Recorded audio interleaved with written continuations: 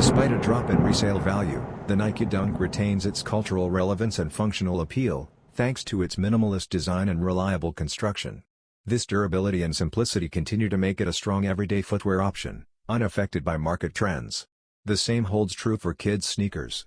While youth versions of trendy adult silhouettes like the New Balance 9060, Nike Zoom Vomero 5, and ASICS GEL-Kayano 14 are increasingly popular, the Dunk still offers unmatched versatility, especially in clean, two-tone styles such as the upcoming Comet Blue.